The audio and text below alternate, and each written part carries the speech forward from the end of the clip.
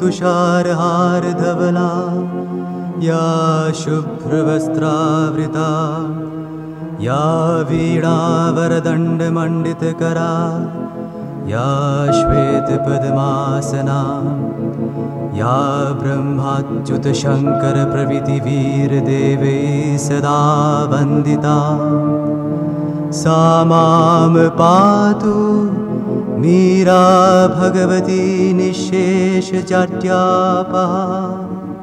ॐ सर्वगणे सर्ववरदे सर्वदुष्टभयङ्करी सर्वदुःखहरे देवी महामीरा नमोऽस्तुते। सिद्धिबुद्धिप्रदे देवी भुक्तिमुक्तिप्रदायिनी मन्त्रमूर्ते सदा देवी महामीरा नमोऽस्तुते। आद्यन्तरहिते देवी आद्यशक्ते महेश्वरी योगदे योगसम्भुते महामीरा नमोऽस्तुते महामीरा नमोऽस्तुते।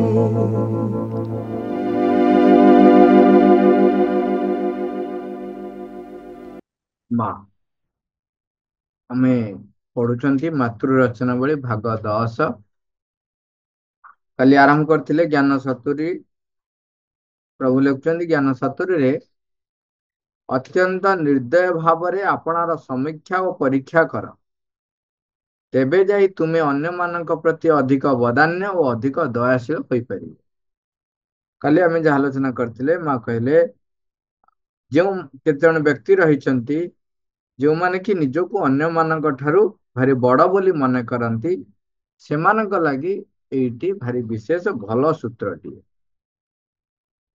कहते एथिरे गभीर सत्य निहित रही एवं लोक माने जदि समीक्षा निजको समीक्षा एवं परीक्षा करिबारे अति निर्दय हेबे तेबे से माने अनुभव करिवे एवं अन्य व्यक्ति माने जोंठी प्रतिकूल शक्ति को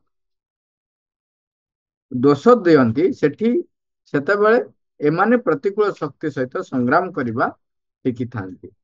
तेणु से माने जो माने निजको समीक्षा और परीक्षा करती से माने प्रतिकूल शक्ति सहित साहसर सहित सम्मुखीन हुअन्ति।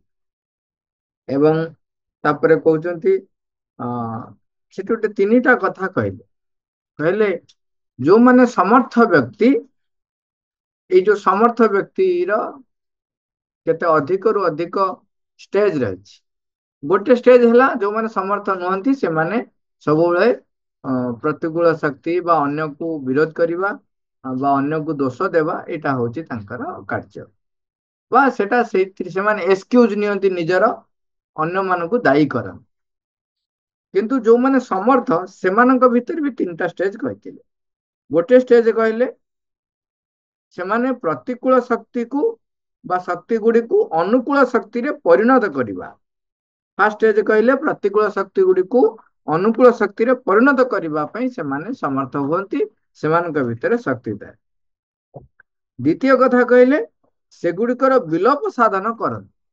आ गोटे कहले कोन से गुडिकर विलोप साधन करिबा पई समर्थ होंती। किंतु आहुरी ताठर उच्चतर सामर्थ्य बा अधिक सामर्थ्य युक्त होचंदी सीए से माने ए प्रतिकूल शक्ति को अनुकूल शक्ति रे परिणत करिबा हो बा से गुडिकर विलोप साधन करिबा परिवर्ते निजको निजर रूपांतरर साधन करिबा को हेबो। निजको रूपांतर पई जो प्रस्तुति सेथिरे से माने लागि रुहंती कहउचंदी आमको प्रकृत रे निज रूपांतरर साधन करिबा को हेबो, प्रार्थना करिबा को पड़िबो एवं ताहाको कार्य रे परिणत करिबा को पड़िबो। ता माने जो माने समर्थ व्यक्ति जो जोटा सुपरलेटिव डिग्री से माने कौन करंती निजको रूपांतर पई प्रस्तुत करंती सेथि लागि से माने प्रार्थना करूथांती एवं जहा दरकार हुए ताहाको कार्य रे परिणत करिबारे से माने लागि पड़ंती। ये 3टा कथा जोड़ाक आम पई बहुत गुरुत्वपूर्ण आमे ताको मन रखिबा। जो पृथ्वी चेतना मध्य जहाँ किसी प्रमाद भूल बुझामणा रही अज्ञानता रही अस्पष्टता रही असत इच्छा रही प्रतिकूल सत्ता रही एवं प्रतिकूल शक्ति को स्थायी करने लगी जो दायी जो गुड़िक दायी सेगुड़ देखिबार तुमर सामर्थ्य हासिल हो मैंने निजको निर्दय भाव परीक्षा कले समीक्षा कले निरीक्षण कले ताहले आम भितर से सामर्थ्य डेभलप हेबो जो गुड़िक प्रतिकूल शक्ति एवं सत्ता को स्थायी करने लगी दायी एवं जो माने अज्ञानता अस्पष्टता पाई दायी जो माने प्रमाद एवं भूल बुझामणा पाई दायी असत इच्छा जो स्थायी है रही तार पश्चात करुवा शक्ति जो दायी सेमानकु तुमे देखि परिबो एवं तापर कहउचंती जे सेति तुमे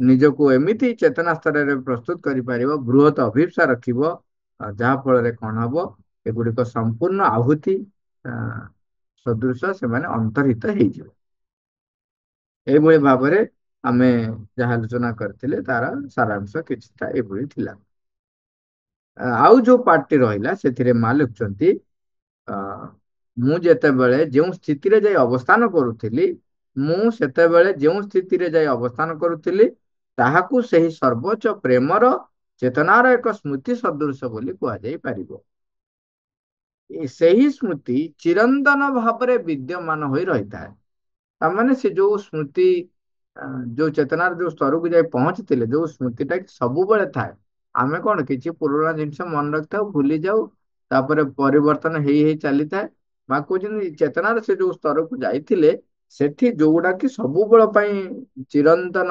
स्मृति ता सेठी जाई पहुंचिले एवं सेठी जाई कि से कोन देखिले देखिले एई पृथ्वी को अपना पाखक आकर्षित करी आनिबा लागे ही सर्वोच्च परम प्रभु सेही प्रेम को पृथ्वी उपरे प्रसर्जित करी रखिथिले एई पृथ्वी को प्रेम आसीची कौन पाए बा तार हम आ गोटे बैकग्राउंड रे हम देखिबा जोटा माँ एठी गोटे गभीर सत्य को उन्मोचित करूचंती कहउचंती एई पृथ्वी पृष्ठ रे जो सृष्टिटी हेची सृष्टिटी परमंक आड़को जो गति करुची तार पश्चात जो शक्ति निहित रही जहा फल रे एटा संभव हो पारुची सेटा होची भगवत प्रेम तेणु ये सर्वोच्च परम प्रभु से प्रेम को पृथ्वी ऊपर को प्रसर्जित कर रखिले माने तांकर अनाबिल प्रेम पृथ्वी ऊपर निरंतर पड़ी रही पृथ्वी पृष्ठ रे एही पृथ्वी मध्य को बोल्ड करचंती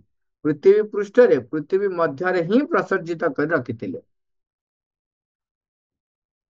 तेणु सी कौन करुची एई जो परस्पर भितरे आमर मतांतर रही मनांतर रही विभेद भाव माने अलग अलग भिन्न भिन्न भाव रही जड़े अन्य जन ठारू निजको भिन्न बोली मने करुची ता सत्वे आम समस्त भितरे आम मध्य भगवत प्रेम प्रसर्जित होगी रही बोली आमे एटी स्थिति रही एवं परस्पर सहित जेते विरोध भाव थिले मध्य पुणी अग्रगति करने गोटे पर गोटे गोटे पर पदक्षेप आमे आगे चलीचु जमी कथार कहती आमे परस्पर झगड़ा होचु किंतु एकाठी अच्छु कहते से बृहत दिव्य संभूतिर दृष्टि लाभ कर सारिबा परे मु एही अनुभूति लाभ कर कोटा जो सूत्रटी प्रभु लिखते से सूत्रटी को से कौन करे देखिले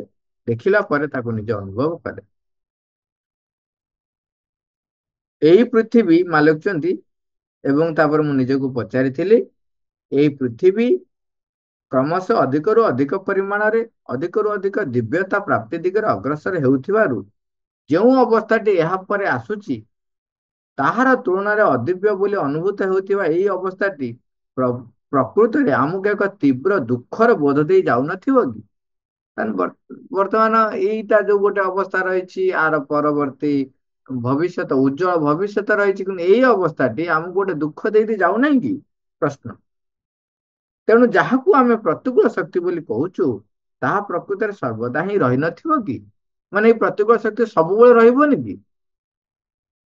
ଅର୍ଥାତ୍ ଯଥାର୍ଥ ଗତି ସ୍ପନ୍ଦନଟିକୁ ସାମଞ୍ଜସ୍ୟତାର ସହିତ ଅନୁସରଣ କରୁନଥିବା ଏକ ବସ୍ତୁ ସର୍ବଦା ଉପସ୍ଥିତ ରହିନଥିବ କି? ଆମର ସମସ୍ତଙ୍କର ପ୍ରଶ୍ନ ଥାଏ ଯେ ଅତିମାନସ ରୂପାନ୍ତର ହେଇଗଲା ପରେ ଏମାନଙ୍କର ସ୍ଥିତି ଥିବ କି ନଥିବ, ସେଇ ପ୍ରଶ୍ନ ଗୁଡାକ ମା ଉଠାଉଛନ୍ତି ଯେ ଏଗୁଡାକ ସେଇଭଳି ଭାବରେ ସର୍ବଦା ଉପସ୍ଥିତ ରହିନଥିବ କି? କଣ ପ୍ରତିକୂଳ ଶକ୍ତି ରହିଥିବ, ପ୍ରତିକୂଳ ଶକ୍ତିର କାର୍ଯ୍ୟ ରହିଥିବ କି, ତାର ଯୋଉ ଗତି ସ୍ପନ୍ଦନ ରହିଛି ସେଗୁଡାକ ରହିଥିବ କି? ମା ଲେଖୁଛନ୍ତି ତାପରେ ସେଇ ଉତ୍ତରଟି ଆସି ପହଞ୍ଚିଥିଲା। କଣ? ସେଇ ଦୃଷ୍ଟିଟି ଉପଲବ୍ଧି ହେଲା, ମାନେ ଖାଲି ଉତ୍ତର ଆସି ପହଞ୍ଚିଲେ, ଦେଖିଲେ, ସେ ଉପଲବ୍ଧି କଲେ, ଅନୁଭବ କଲେ, କହିଲେ ନାଇଁ, ଏଇ ସମ୍ଭାବନାର ଏହି ସମ୍ଭାବନାର ସମୟ ପ୍ରକୃତରେ ନିକଟବର୍ତ୍ତୀ ହୋଇ ଆସୁଛି। ସେହି ପରିପୂର୍ଣ୍ଣ ପ୍ରେମର ଯଥାର୍ଥ ମର୍ମ ସତ୍ୟଟି ଅଭିବ୍ୟକ୍ତି ହେବାର ସମୟ ନିକଟ ହୋଇ ଆସୁଛି। ତାହା ହିଁ ଏହି ଅଚେତନା, ଏହି ଅଜ୍ଞାନ, ଏହି ମନ୍ଦ ଇଚ୍ଛାରେ ଏକ ରୂପାନ୍ତର ସମ୍ଭବ କରିପାରିବ। ତାହାରି ଠାରୁ ନିଷ୍ପନ୍ନ ହୋଇ ଆସୁଥିବା ସେଗୁଡ଼ିକୁ ତାହା ଏକ ଜ୍ୟୋତିର୍ମୟ, ଆନନ୍ଦପୂର୍ଣ୍ଣ, ପରିପୂର୍ଣ୍ଣତାକାଂକ୍ଷୀ, ସର୍ବସ୍ୱୀକାରୀ କ୍ରମାଗସରତାରେ ପରିଣତ କରିଦେଇ ପାରିବ। ଆମ ଭିତରେ ଯୋଉ ଯୋଉ ପ୍ରବୃତ୍ତି ଏପର୍ଯ୍ୟନ୍ତ ରହି ଆସିଛି, ସେ ସବୁ ପ୍ରବୃତ୍ତି କୁଆଡେ ଚାଲିଯିବ, ପ୍ରତିକୂଳ ଶକ୍ତିର ସ୍ଥିତି ଆଉ ନଥିବ। ସେତେବେଳେ କଣ ହବ? ଜ୍ୟୋତିର୍ମୟ, ଆନନ୍ଦପୂର୍ଣ୍ଣ, ପରିପୂର୍ଣ୍ଣତା ଆକାଂକ୍ଷୀ, ଯେ ସବୁବେଳେ ପରିପୂର୍ଣ୍ଣତା ହବା ପାଇଁ ଚାହୁଁଥିବ, ମାନେ ସେଇ ସାମର୍ଥ୍ୟଟି ବା ସେଇ ସତ୍ତାଟି ବା ସେଇ ଶକ୍ତିଟି ସମସ୍ତଙ୍କ ଭିତରେ ପ୍ରେରଣାର ଉତ୍ସ ହେଇ ରହିଥିବ। ସର୍ବସ୍ୱୀକାରୀ, ଆମେ ସବୁବେଳେ ଆମେ ଅସ୍ୱୀକାର ହିଁ କରୁ, ଗ୍ରହଣଶୀଳ ଆମ ଭିତରେ ନଥାଏ। ତେଣୁ ସବୁ ସମୟରେ ସେ ଗ୍ରହଣଶୀଳ ପାଇଁ ଗ୍ରହଣଶୀଳତାର ଏକ ମୂର୍ତ୍ତି ହେଇ ରହିଥିବ। ତେଣୁ ସମସ୍ତଙ୍କୁ ଏଇଥିରେ ସେ ପରିଣତ କରିଦେଇ ପାରିବ। ମା କହୁଛନ୍ତି ମୁଁ ଏହାକୁ ଅତ୍ୟନ୍ତ ମୂର୍ତ୍ତ ଭାବରେ ଦେଖିପାରିଥିଲି। ତାମାନେ ପୁରା ସ୍ପଷ୍ଟ ଦେଖିଲେ, ଗୋଟେ ରୂପ, ସ୍ଥୂଳ ରୂପରେ ଦେଖିଲେ ଯେ ଏଇଟା ହବ, ଯୋଉଟା ସୂକ୍ଷ୍ମ ସ୍ତରରେ ଆମେ ହେଇସାରିଛି, ତାହା ମ୍ୟାନିଫେଷ୍ଟେସନ ହବ। ମା ସେଟାକୁ ସୂକ୍ଷ୍ମରେ ସ୍ପଷ୍ଟ ରୂପେ ଅତ୍ୟନ୍ତ ମୂର୍ତ୍ତ ଭାବରେ କହୁଛନ୍ତି, ମାନେ ପୁରା ଯେମିତି ଛୁଇଁକି ଦେଖିଲା ଭଳିଆ ଦେଖି ପାରିଲେ। କହୁଛନ୍ତି କୋଉ ଭଳିଆ ଅବସ୍ଥା ଆଣିବ? ଇଏ ଏମିତି ଏକ ବ୍ୟବସ୍ଥା ଆଣିବ ଯେଉଁଥିରେ କି ଜଣେ ବ୍ୟକ୍ତି ଏଠାରେ ଯାହା କିଛି ରହିଛି ସେଇ ସବୁ କିଛି ସହିତ ସମ୍ପୂର୍ଣ୍ଣ ଭାବରେ ଏକାତ୍ମ ହୋଇ ରହିଥିବ। ତାମାନେ ସମଗ୍ରତା ସହିତ ଜଣେ ପୁରା ଏକାତ୍ମ ହେଇକି ରହିଥିବ। ଯାହା କିଛି ଅଦିବ୍ୟ ସେ ଅତ୍ୟନ୍ତ ମୂର୍ତ୍ତ ଭାବରେ ସ୍ୱୟଂ ତାହା ହୋଇପାରିବ, ତାହାକୁ ନିବେଦନ କରିଦେଇ ପାରିବ। ଯୋଉଗୁଡାକ ଅଦିବ୍ୟ ଆମେ ଦେଖୁଛନ୍ତି, ସେ ନିଜକୁ ବର୍ତ୍ତମାନ ପରମଙ୍କ ପାଖରେ ନିବେଦନ କରିଦେଇ ପାରିବ, ତାହାକୁ ନିବେଦନ କରିଦେଇ ପାରିବ ଏବଂ ଏହି ନିବେଦନ କରିବା ଦ୍ୱାରା ତାହାକୁ ଯଥାର୍ଥ ଭାବରେ ରୂପାନ୍ତରିତ କରିଦେଇ ପାରିବ। ଇଏ ଗଲା ଯୋଉ ସେ ଉପଲବ୍ଧି କଲେ ଉଚ୍ଚତର ସ୍ତରର ଯୋଉ ଘଟଣାଟି, ସେ କଥାଟି ସେ କହୁଛନ୍ତି। ତାପରେ କହୁଛନ୍ତି ଯେ ଆମ ଭିତରେ କୋଉ ଗୁଡିକ ପ୍ରକୃତରେ ତାକୁ ପରିପ୍ରକାଶ କରିବାରେ, ତାକୁ ମୂର୍ତ୍ତ ରୂପ ଦବାରେ ବିରୋଧ ସୃଷ୍ଟି କରୁଛି, ସେ ବିଷୟରେ ଆମେ ସଚେତନ ହବା। ତାପରେ ମା କହୁଛନ୍ତି କିଏ ସେଆକୁ ବିରୋଧ କରୁଛି? ବସ୍ତୁତଃ ମନୁଷ୍ୟ ମାନଙ୍କ ଭିତରେ ଶୁଦ୍ଧତା ପାଇଁ, ଭଲ ପାଇଁ ଯେଉଁ ଇଚ୍ଛାଟିଏ ରହିଛି, ବସ୍ତୁତଃ ମନୁଷ୍ୟ ମାନଙ୍କ ଭିତରେ ଶୁଦ୍ଧତା ପାଇଁ, ଭଲ ପାଇଁ ଏହି ପ୍ରକାରର ଯେଉଁ ଇଚ୍ଛାଟିଏ ରହିଛି, ସେହି ଇଚ୍ଛା ସାଧାରଣ ମନୋଭୂମିରୁ ନାନା ଉତ୍ତମ ଗୁଣର ଅଧିକାରୀ ହେବାର ଆବଶ୍ୟକତା ରୂପେ ଆପଣାକୁ ଅଭିବ୍ୟକ୍ତ କରିଥାଏ। ଭଲ ଭଲ ଗୁଣର ଅଧିକାରୀ ହବା, ତା ଦ୍ୱାରା ଲୋକ ମତେ ସବୁ ପ୍ରଶଂସା କରିବେ, ଏଇଟା ଭିତରେ ବ୍ୟାକଗ୍ରାଉଣ୍ଡରେ ଚାଲିଥାଏ। କହୁଛନ୍ତି ତାହା ହିଁ ଯଥାର୍ଥ ଆତ୍ମନିବେଦନର ପଥରେ ବୃହତ୍ ପ୍ରତିବନ୍ଧକ ହୋଇ କାର୍ଯ୍ୟ କରିଥାଏ। ଯଥାର୍ଥ ଆତ୍ମନିବେଦନ ପାଇଁ ବୃହତ୍ ପ୍ରତିବନ୍ଧକ ହଉଛି ନିଜକୁ ଶୁଦ୍ଧ କରିବା ପାଇଁ, ଭଲ ହବା ପାଇଁ, ନିଜ ଭିତରେ ସବୁ ଉତ୍ତମ ଗୁଣର ଅଧିକାରୀ ହେବା ପାଇଁ ଯୋଉ ଆବଶ୍ୟକତା ଆମେ ଅନୁଭବ କରୁ, ସେଇଟା ହଉଛି ବୃହତ୍ ପ୍ରତିବନ୍ଧକ ଆତ୍ମନିବେଦନ ପାଇଁ। ଦେଖନ୍ତୁ, କାଳେ ମତେ କିଏ କଣ କହିଦେବେ, ନାଇଁ କି? ତେଣୁ ଆମେ ଅନେକ ସମୟରେ ମାଙ୍କର ଇଚ୍ଛାକୁ ପୂର୍ଣ୍ଣ କରିବା ପାଇଁ ପଛକେ ରହିଯିବୁ, କିନ୍ତୁ ମତେ କେହି ଖରାପ ନ କୁହନ୍ତୁ। ଆମେ ଅନେକ ସମୟରେ ଅନେକ ଯେତେବେଳେ କୌଣସି ଏକ ଜାଗାରେ ସଂଘବଦ୍ଧ ହେଇ କାମ କରୁଛନ୍ତି, ଗୋଟିଏ ପ୍ରଶ୍ନ ଉଠେ, ସଂଗତି ରକ୍ଷା କରିବ ନା ଶୃଙ୍ଖଳା ରକ୍ଷା କରିବ? କାହିଁକି এই ପ୍ରଶ୍ନ ଉଠେ? ଲୋକେ ଭାବନ୍ତି ସଂଗତି ରକ୍ଷା କରିବା ଅର୍ଥ ହଉଛି ଅନ୍ୟମାନଙ୍କ ପାଖରେ ହାର ମାନିଯିବା, ଲକ୍ଷ୍ୟ ପଛରେ ଥାଉ, କିନ୍ତୁ ସେଇ ସମୟରେ ସାଲିସ କରି ନେବା, ଏଇଟାକୁ କେହି କେହି ସଂଗତିର ଆଖ୍ୟା ଦିଅନ୍ତି। କିନ୍ତୁ ସଂଗତିର ପ୍ରକୃତ ଅର୍ଥ ହଉଛି ସାଙ୍ଗ ହିଁ ଗତି କରିବା। ଏଠି ଯୋଉ ସାଙ୍ଗ ହିଁ ଗତି କରିବା ଅର୍ଥ ହଉଛି ଆମେ ଭାବୁ ଆମେ ଯୋଉମାନେ 5 ଜଣ ଏକାଠି ହେଇଛୁ ସେଇମାନେ ସାଙ୍ଗ ହେଇକି ଯିବ। ପ୍ରକୃତରେ ସଂଗତିର ମୂଳ କଥା ହଉଛି ବା ମୂଳ ଅର୍ଥ ହଉଛି ଭଗବାନଙ୍କ ସହିତ ପରମଙ୍କ ସଙ୍ଗରେ ସାଙ୍ଗ ହେଇ ଗତି କରିବି। କାର୍ଯ୍ୟ କରିଲା ବେଳେ କୌଣସି ପ୍ରକାରରେ ଭଗବାନଙ୍କୁ ବିରୋଧ କରୁଥିବା ବା ଉଚ୍ଚତର ଶକ୍ତିକୁ କାର୍ଯ୍ୟରେ ବାଧା ସୃଷ୍ଟି କରୁଥିବା କୌଣସି ଗତିବୃତ୍ତି ସହିତ ସମଝୋତା କରିବା ବା ବୁଝାମଣା କରିବା ବା ଆପୋଷ ବୁଝାମଣା କରିକିରି ନୀରବ ରହିବା କେବେ ବି ସଂଗତି ନୁହେଁ। ସଂଗତି ହଉଛି କ୍ଲିଙ୍ଗ ଟୁ ଟ୍ରୁଥ ଯୋଉ କୁହାହଉଛି, ପରମଙ୍କ ସହିତ ସାଙ୍ଗ ହେଇ ଗତି କରିବ। ତେଣୁ ସେଇ ସମୟରେ କାହିଁକି ଆମେ ଏଇ ଯୋଉ କଥାଟି କହିଲୁ ଯେ ସାଙ୍ଗ ହେଇକିରି ଗତି କରିବା, କାରଣ ହଉଛି ଆମର ପଶ୍ଚାତରେ ଆମ ଭିତରେ ଗୋଟେ ଭାବ ଥାଏ, ମୁଁ ଭଲ ହେଇ ରହିବାକୁ ଚାହେଁ, ଉତ୍ତମ ଗୁଣର ଅଧିକାରୀ ହେବାକୁ ଚାହେଁ। ସେଇଟା ହିଁ କଣ କରୁଛି ମା କହୁଛନ୍ତି ଆତ୍ମନିବେଦନ ପଥରେ ବିରାଟ ପ୍ରତିବନ୍ଧକ, ବୃହତ ପ୍ରତିବନ୍ଧକ ଲେଖୁଛନ୍ତି ମା ନିଜେ ଲେଖୁଛନ୍ତି, ମୁଁ କହୁନି, ବୃହତ ପ୍ରତିବନ୍ଧକ ହୋଇ କାର୍ଯ୍ୟ କରୁଥାଏ। କଣ କଣ? ମନୁଷ୍ୟ ମାନଙ୍କ ଭିତରେ ଶୁଦ୍ଧତା ପାଇଁ, ଫଲ ପାଇଁ ଯୋଉ ଇଚ୍ଛାଟିଏ ରହିଛି, ଆଉ ଉତ୍ତମ ଗୁଣର ଅଧିକାରୀ ହେବାର ଯୋଉ ଆବଶ୍ୟକତା ଆମେ ଅନୁଭବ କରୁ, ଇଏ ସବୁ କଣ କରେ? ଆମକୁ ଆତ୍ମନିବେଦନ ପଥରେ ବୃହତ ପ୍ରତିବନ୍ଧକ ହେଇକି କାର୍ଯ୍ୟ କରେ। ତାପରେ ବର୍ଣ୍ଣନା କରୁଛନ୍ତି ଏଇଥିରୁ ହିଁ ମିଥ୍ୟା ଜନ୍ମ ହୁଏ। ଏଇଥିରୁ ହିଁ ମିଥ୍ୟା ଜନ୍ମ ହୁଏ। ସାଙ୍ଗେ ସାଙ୍ଗେ ଲୋକ ଯେ ଆପଣ ସବୁବେଳେ ସେ ଡାଇଲଗ ଟି ବଢିଆ ମନେ ପଡେ। ଜଣେ ଜଣେ କହୁଛନ୍ତି କଣ କହିଲେ, ଦେଖିଲୁ ଏଇ ମୁଁ ଲଗେଇଥିଲି ବୋଲି ଗଛରେ କେତେ ଭଲ ଫୁଲ ଫୁଟିଛି। ମୁଁ ଲଗେଇଥିଲି ବୋଲି ଗଛରେ ଭଲ ଫୁଲ ଫୁଟିଛି। ଗଛରେ ଭଲ ଫୁଲ ଫୁଟିବ, ଗଛରେ ଫୁଲ ଫୁଟିବା ହଉଛି ସ୍ୱାଭାବିକ। ତମେ ଗଛ ଲଗେଇଥିଲେ ବି ଫୁଲ ଫୁଟିବ, ଆଉ କିଏ ଗଛ ଲଗେଇଥିଲେ ବି ଫୁଲ ଗଛରେ ଫୁଲ ହବ। ମୁଁ ଲଗେଇଥିଲି ବୋଲି ଏଇ ଯୋଉ ଭାବଟି ରହିଥାଏ, ତେଣୁ ସେଇ ଭାବ କଣ କରେ? ଆତ୍ମନିବେଦନ ପାଇଁ ବୃହତ ପ୍ରତିବନ୍ଧ। ତାପରେ କଣ ହୁଏ? ଏଇଥିରୁ ହିଁ ମିଥ୍ୟା ଜନ୍ମ ହୁଏ। ଏପରିକି ତାହା କପଟ ଆଚରଣର ବି ଉତ୍ସ ପରି କାର୍ଯ୍ୟ କରେ। କଣ କହିଲେ?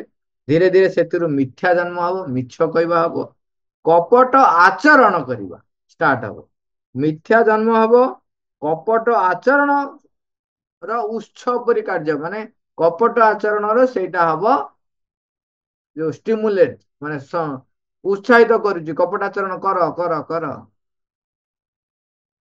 ଆମର ଜଣେ ବ୍ୟକ୍ତି ଥରେ କହୁଥିଲେ, ଆସିଲେ କହିଲେ ମତେ ସେ କହୁଛନ୍ତି, ଆଉ ମୁଁ ବା ଜାଣିଥିଲି ତୁ ଆସିବୁ, ତୋରି ପାଇଁ ଏଇଟା ରଖିଛି ପୁରା। ସେ ବ୍ୟକ୍ତି ଜାଣି ପାରୁଛନ୍ତି ଯେ ଇଏ ଲୋକଟି ତାଙ୍କ ପାଖରେ ମିଛ, ଖାଣ୍ଟି ମିଛ କହୁଛନ୍ତି, କପଟ ଆଚରଣ କରୁଛନ୍ତି। ତମ ଖାଇବା ବଳି ପଡିଥିଲା, ତମେ ସେଥିରୁ କିଛି ରଖିଛ, କିନ୍ତୁ ମୋ ପାଖରେ କପଟ ଆଚରଣ କରି କହୁଛ ତୋରି ପାଇଁ ରଖିଥିଲି, ଖାଇ ନଥିବୁ, ଟିକେ ଖାଇ ଦେଇକି ଯା। ଏଇ ଯୋଉ ଗୋଟେ ଆଚରଣ, ଇଏ ହଉଛି କପଟ ଆଚରଣ। ଏଇ ପ୍ରକାରର କପଟ ଆଚରଣ କଣ କରେ? ଏଇ ଯୋଉ ନିଜକୁ ଭଲେଇ ହବା ବା ଉତ୍ତମ ଗୁଣର ଅଧିକାରୀ ହବାର ଯୋଉ ଇଚ୍ଛାଟି ଆମ ଭିତରେ ଥାଏ, ସେଉଠୁ ହିଁ ଏଇଟା ସୃଷ୍ଟି ହୁଏ। ଆଉ କପଟ ଆଚରଣ ତ ଆ ପୂର୍ବରୁ କହିଥିଲେ, କପଟ ଆଚରଣ ଥିଲେ ମା ତା ପାଖରେ ପଶନ୍ତି ନାହିଁ, ଅତିମାନସ ଶକ୍ତି ତା ଭିତରେ ସଞ୍ଚାରିତ ହୁଏ ନାହିଁ, ସେମାନେ ସବୁବେଳେ ପଥଭ୍ରଷ୍ଟ ହେଇ ଚାଲୁଥାନ୍ତି।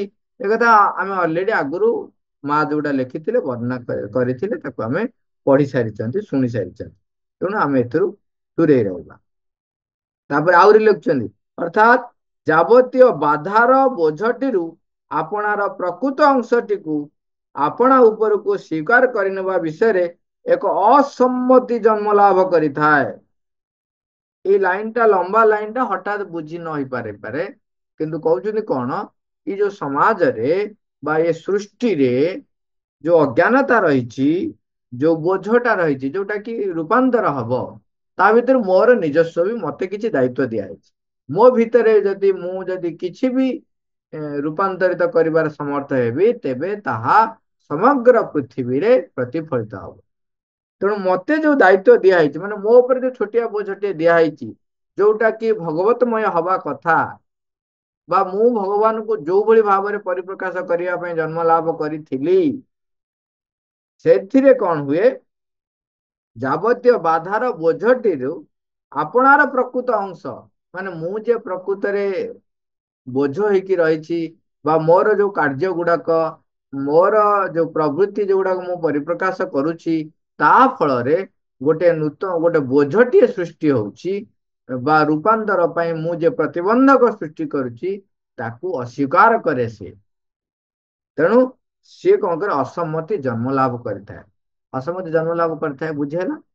ତା ଅର୍ଥ ହଉଛି ମୋ ଭିତରେ ଗୋଟେ ସ୍ୱତଃ ପ୍ରବୃତ୍ତ କ୍ରିୟା ସୃଷ୍ଟି ହୁଏ, ଯୋଉଥିରେ କି ମୁଁ ମାନିବାକୁ ନାରାଜ ଥାଏ ଯେ ମୁଁ ମାନେ ବ୍ୟକ୍ତି, ମୋର ଯୋଉ ଦୁର୍ବଳତା ରହିଛି, ମୋର ଯୋଉ ଅସାମର୍ଥ୍ୟ ରହିଛି, ତା ଫଳରେ ମୁଁ ଅତିମାନସ ଶକ୍ତିକୁ କାର୍ଯ୍ୟ କରିବା ପାଇଁ ମୁଁ ନିଜେ ଗୋଟେ ବାଧା ସୃଷ୍ଟି କରୁଛି। ଏଇଟା ସ୍ୱୀକାର କେହି କରିପାରନ୍ତି, ଅସମ୍ମତି ପ୍ରକାଶ କରିବାର ଜନ୍ମ ଲାଭ ହେଇଥାଏ। ଏବଂ ଆଲୋଚିତ ସୂତ୍ରଟିରେ ଅତ୍ୟନ୍ତ ସରଳ ଭାବରେ ଶ୍ରୀ ଅରବିନ୍ଦ ସିଧା ଠିକ ସେଇ କଥାଟିକୁ ହିଁ ନିର୍ଦ୍ଦେଶିତ କରିଦେଇଛି। ମା ଅତ୍ୟନ୍ତ ଗଭୀର ଭାବରେ, ନିର୍ଦ୍ଦୟ ଭାବରେ ଆମକୁ ଦେଖେଇ ଦଉଛନ୍ତି ଆମର ସ୍ଥିତିଟି କୋଉଠି। କପଟ ଆଚରଣ, ମିଥ୍ୟା ଏବଂ ନିଜର ଯୋଉ ବୋଝଟି ରହିଛି ତା ପ୍ରତି ଅସମ୍ମତି ଜନ୍ମ, ଅସମ୍ମତି, ବୋଝ ପ୍ରତି ଅସମ୍ମତି ମାନେ ନିଜର ଦୁର୍ବଳତାକୁ ଆମେ ଯେତେବେଳେ ସମର୍ଥନ କରୁ, ସେଟା ହଉଛି ନିଜର ବୋଝ ପାଇଁ ଗୋଟେ କାଟାଗୋରୀର, ଯେ ନିଜର ବୋଝକୁ ମୁଁ ସ୍ୱୀକାର ନ କରିକିରି ଅସମ୍ମତି ପ୍ରକାଶ କରୁଛି ଯେ ଏଇ ଦୁର୍ବଳତା ମୋ ଭିତରେ ରହିଛି ବୋଲି। ଏବଂ ଏସବୁ କଣ ପାଇଁ ଆସେ ନା, ଆମ ଭିତରେ ଯୋଉ ଭାବଟି ଗୋଟେ ଥାଏ, ଉତ୍ତମ ଗୁଣର ଅଧିକାରୀ ହବ, ଭଲ ହବ ଏବଂ ଶୁଦ୍ଧ ହବ, ଏଇଟା ଯୋଗୁ ଆସେ। କହୁଛନ୍ତି ଉପରକୁ ଗୁଣ ବା ପୁଣ୍ୟର ଅଧିକାରୀ ପରି ଦିଶିବା ଲାଗି, ପୁରା ଡାଇରେକ୍ଟଲି ଏବେ ଲେଖିଲେ, କଣ କହିଲେ, ଉପରକୁ ମାନେ ବାହାରକୁ, ଉପରକୁ ଗୁଣ ଓ ପୁଣ୍ୟର ଅଧିକାରୀ ପରି ଦିଶିବା ଲାଗି କେବେ ହେଲେ ଚେଷ୍ଟା କରିବ ନାହିଁ। ବାହାରକୁ ଉପରକୁ ସେଥିପାଇଁ କହୁଛି, ମୁଁ ଗୁଣବାନ, ମୁଁ ପୁଣ୍ୟବାନ ବୋଲି ଦେଖେଇ ହବା ବା ଦିଶିବା ଭଳିଆ କାମ କେବେ କରିବ ନାହିଁ, ଚେଷ୍ଟା କେବେ କରିବ ନାହିଁ। ବ୍ୟକ୍ତି ନିଜକୁ ସାବ୍ୟସ୍ତ କରିବା ପାଇଁ ସେ ସବୁଥିରେ ନିଜକୁ ଇନଭଲ୍ଭ କରିବାକୁ ଚାହାନ୍ତି। ଏଇଟାକୁ ମା ମନା କରେ। ଆମେ ଦେଖିଥିବା ମାମୁଁ ସବୁ କାମ କରାନ୍ତି, କୋଉଥିରେ ଆଗକୁ ଆସନ୍ତି, କୋଉଥିରେ ଆଗକୁ ଆସନ୍ତି, ସବୁବେଳେ ପଛରେ ରହିବେ, ସମସ୍ତଙ୍କୁ ଉତ୍ସାହିତ କରିବେ, ମାନେ ନିଜେ ଉତ୍ସାହିତ କରିଥିବେ, ନିଜେ ପ୍ରେରଣା ଦେଇଥିବେ, ନିଜେ ସବୁ ଠିକ ଠାକ କରିଦେଇଥିବେ, କିନ୍ତୁ ସିଏ କହିବେ ଶ୍ରେୟ ଏମିତି ବ୍ୟବସ୍ଥା କରିବେ ଯେ ଶ୍ରେୟ ଆଉ ଗୋଟେ କାହା ଉପରୁ ଯାଉଥିବ, ତାଙ୍କ ଆଡକୁ ଆସୁନଥିବ, ତାଙ୍କ ଆଡକୁ ଆସୁନଥିବ।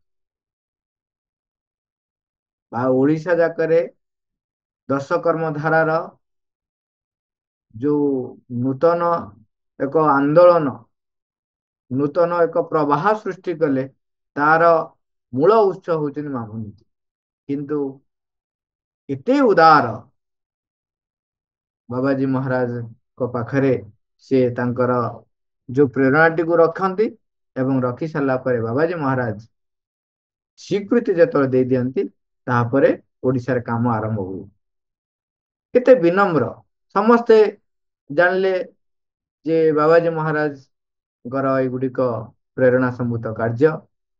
ନାଇଁ, ବାବାଜୀ ମହାରାଜଙ୍କ ପ୍ରେରଣା ଅଛି, ସେଇଟା ଆଉ ଏକ ଉଚ୍ଚତର ସ୍ତରର, ଏବଂ ଓଡ଼ିଶାରେ କେମିତି କାମ ହେଇଛି ବାବାଜୀ ମହାରାଜ ପ୍ରେରଣା ଦେଇଛନ୍ତି, ସବୁ କରିଛନ୍ତି। କିନ୍ତୁ ଏଇ ଯୋଉ କାର୍ଯ୍ୟ ଭିତରେ ଯୋଉ ଦଶ କର୍ମଧାରାର ଯୋଉ କନସେପ୍ଟଟି କେମିତି ଗୋଟିଏ ପରେ ଗୋଟିଏ ମାମୁଙ୍କ ଭିତରୁ ପ୍ରେରଣା ଆସିଛି, ସବୁ ସେ କରିଛନ୍ତି। କିନ୍ତୁ ଶ୍ରେୟ ସେଥିପାଇଁ ସେ ଥିବା ପର୍ଯ୍ୟନ୍ତ ମୁଁ ଏଇ କଥା କହିନଥିଲି, କୋଉଠି ଗଲା ପରେ କହିଲି। ସେଥିପାଇଁ କାହିଁକିନା ମାମୁଁ ସ୍ପଷ୍ଟ ଭାବେ ଆମକୁ ଯୋଉଭଳି ଭାବରେ ଯେତିକି କହିଛନ୍ତି ଯେ ସବୁବେଳେ ତମେ ନିଜେ କେବେ ଫ୍ରଣ୍ଟରେ ପ୍ରଶଂସିତ ହବା ପାଇଁ ଚେଷ୍ଟା କରିବ ନାହିଁ। ଯେ ମାସି ତୁମେ କହୁଛନ୍ତି ଗୁଣର ବା ପୁଣ୍ୟର ଅଧିକାରୀ ପରି ଦିଶିବା ଲାଗି କେବେ ହେଲେ ଚେଷ୍ଟା କରିବ ନାହିଁ। ତୁମେ ଏଠାରେ ଅଦିବ୍ୟ ହୋଇ ରହିଥିବା ଯାବତୀୟ ବସ୍ତୁ ସହିତ କେତେ ଦୂର ଏକତ୍ୱବଦ୍ଧ ହୋଇ ରହିଛ, ସର୍ବଦା ତାହା ହିଁ ଦେଖୁଥିବ। କେତେ କେତେ କଥା ଗୁଡା କହୁଛନ୍ତି, ମନେ ରଖିବା।